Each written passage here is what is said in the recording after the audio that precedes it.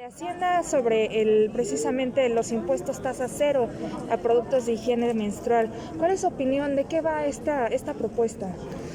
Pues es algo que celebramos. Ya lo habíamos, recordarán ustedes que es algo que se viene discutiendo, por lo menos ya traído a pleno, ya traído a tribuna, a comisiones, pues durante todo el 2020 ya empezamos a discutirlo, se presentaron iniciativas, bueno, prácticamente toda la legislatura, porque se empezaron a presentar más o menos temprano, se presentaron iniciativas sobre tasa cero y había algunas opiniones, había algunos dictámenes, luego lo presentamos en su momento en la discusión precisamente de ley de ingresos y en ese momento no pasó, pero yo creo que también las cosas a veces toman su tiempo y su reflexión.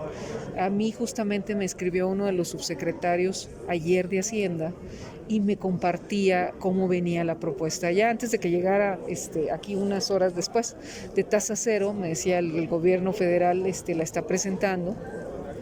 Lo asume como tal y la verdad es que yo lo celebro. Yo creo que está muy bien. Se vino trabajando, también me reuní con la presidenta de Mujeres el día de ayer, estábamos hablando de varios temas y para apoyar en lo que podamos con todas las compañeras que estén aquí, compañeros, y comentábamos que Mujeres también tuvo un trabajo muy importante de seguimiento a la tasa cero.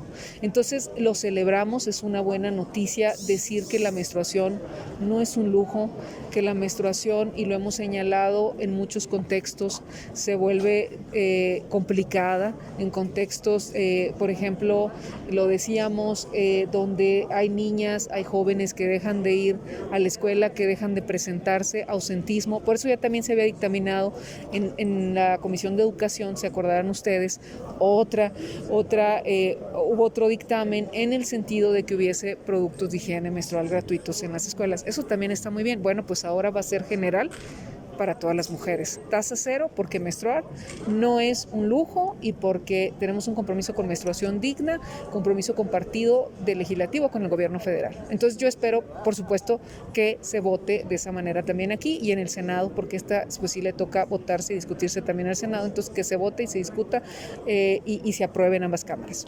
Correcto, diputada. Y otro tema obligado, precisamente la despenalización del aborto en la Corte. ¿Qué reto implica ahora para el Congreso de la Unión este tema, que es la primera vez que se aborda en pleno por la Corte? Implica, primero está la claridad de que ninguna mujer podrá ser penalizada, llevada a un proceso de este tipo por tomar una decisión en el sentido de interrumpir un embarazo. Eso es lo primero que hay que dejar claro. Se hace para el caso de Coahuila, pero abre precisamente la puerta a la discusión y sienta un precedente muy importante para todas las entidades que además estén en deuda, ¿no? Que son la mayoría en nuestro país. En ese sentido, ¿qué implica para el Poder Legislativo y para los congresos locales? Pues implica la obligación de discutirlo, implica la obligación de traer al tema. Si la Suprema Corte de Justicia está poniendo ese ejemplo, dando esa discusión abierta, amplia, sin prejuicios, sin tabús y abordándolo como además lo que es un tema también de problemática social que hay que atender, pues eso tienen que hacer los congresos, desprendiéndose incluso de otro tipo de perspectivas y entrándole pues a realmente dar una respuesta a las mujeres. Decir también que sí es importante legislarlo. No solamente es que una mujer vaya y se ampare porque no le están garantizando ese derecho. Un amparo podría tomar tiempo. Sabemos que ya eso siente un precedente, sí, para los jueces y las juezas en lo local, pero es muy importante lo del legislativo, porque también acuérdense que en los códigos a veces el delito, el denominado delito de aborto, también a veces está maquillado y lo presentan como otro tipo de delito, como si fuera homicidio en razón de una serie de cosas que han hecho, y por eso es muy importante revisar todas estas leyes que son discriminatorias y algunas de estas leyes básicamente abrogarlas y otras tantas pues hacer una modificación, ¿no? Para este asunto de unificar un criterio de 12 semanas, que es como se hizo en la Ciudad de México pues hace más de 10 años. Entonces, la reflexión general es, el Congreso está obligado a discutir. Hay que legislar. no podemos tener leyes que sigan criminalizando a las mujeres, ya se manifestó la Suprema Corte, entonces tenemos que legislar en ese sentido.